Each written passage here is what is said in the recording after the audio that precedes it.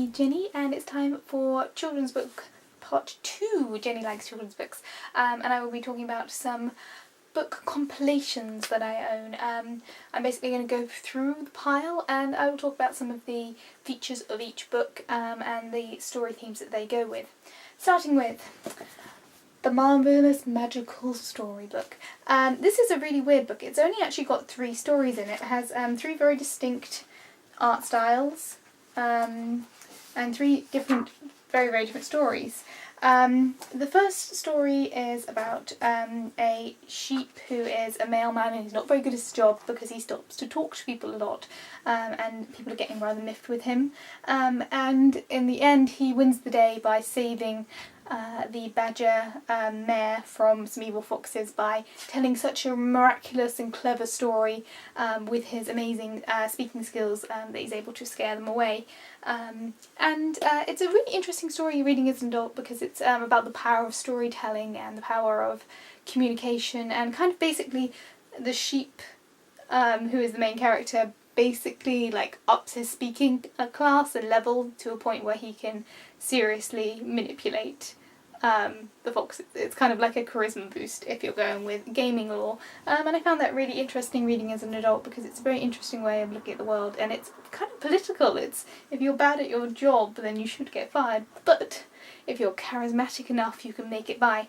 The next story is actually also really interesting rereading as an adult. It's about a child and his friend who is a robot, and it was the first time I ever came across AIs as a theoretical principle in a children's story or in any story, and I remember getting really very emotional about this story because this robot is never going to grow, he's never going to get family, he doesn't know what it's like to be big or small. It's about this child realising that this worker robot has an intelligence and a childlike sense of wonder but never gets to experience family, and the boy sneaks him to school and the teacher tells the father that he's not allowed, this robot is not allowed to go back to the factory, he has to stay and learn how to be a child first. And it's a very interesting story and it definitely introduced me to AIs for the first time.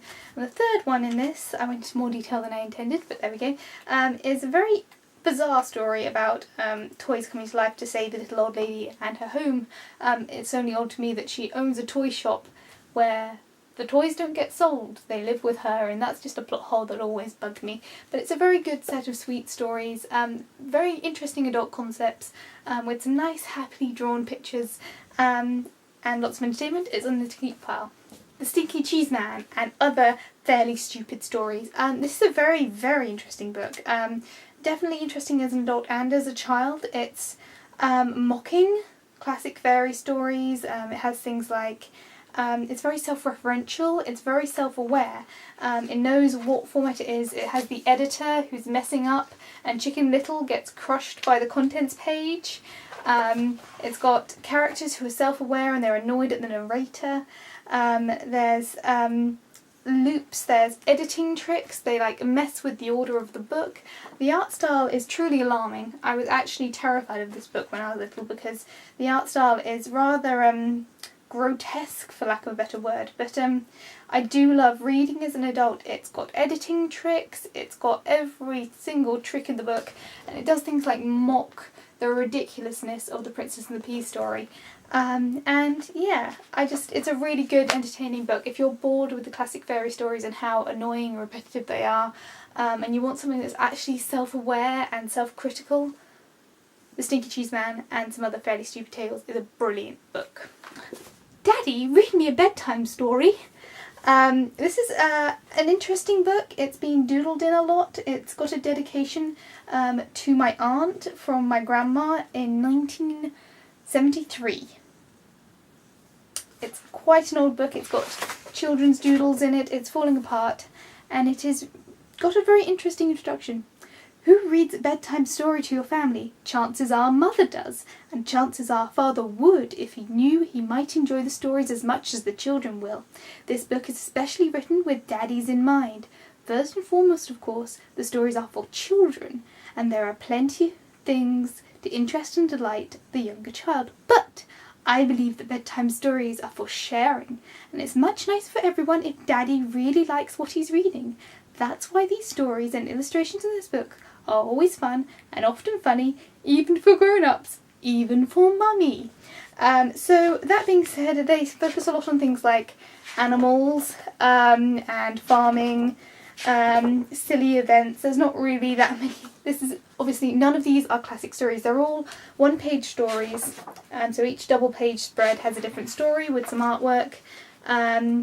Most of them involve slightly more traditionally masculine roles. But that being said, it is quite an old book, as I said, 73.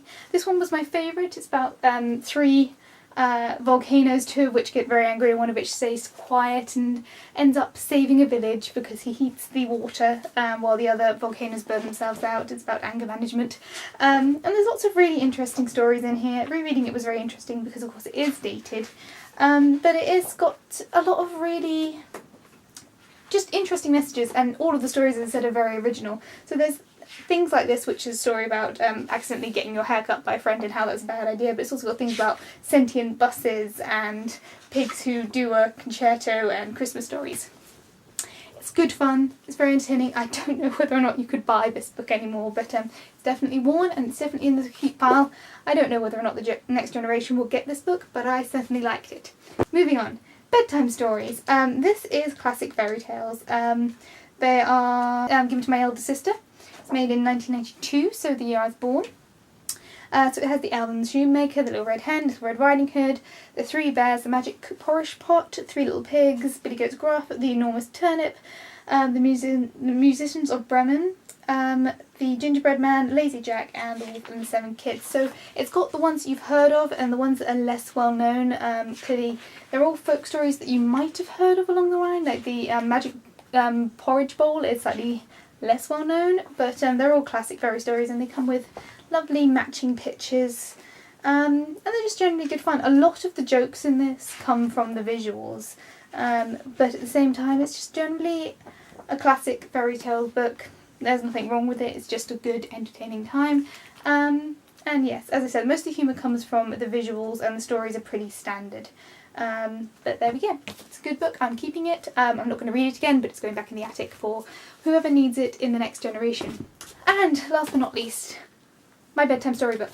This is another compilation. It's another lot of original stories, and it's got, again, a lot of very different artwork throughout. Usually it's a 2-page spread, although we have these ones like short epics which go over a couple of pages. That one goes over a couple of pages and is gorgeous. Similarly, there's a recurring story about Drummer Boy, who is a horse that gets adopted by a gypsy boy. And that gets dotted in and out of the story, so the story continues. Generally it's just a really interesting one. There's a couple of moral ones. There's one that always bugged me about a kid who's so good that he grows wings, and because he grows wings he gets horribly scared and saws off his wings. It's actually rather disturbing, but it's a reasonably good selection. There's some really random ones, there's some really neat ones, there's some ones that you're not quite expecting, and let's see what the date was. It's from 1987, so not too old, not too young, keeping it, but not going to read it again until the time comes that I have a child to read it to, whoever that child may be.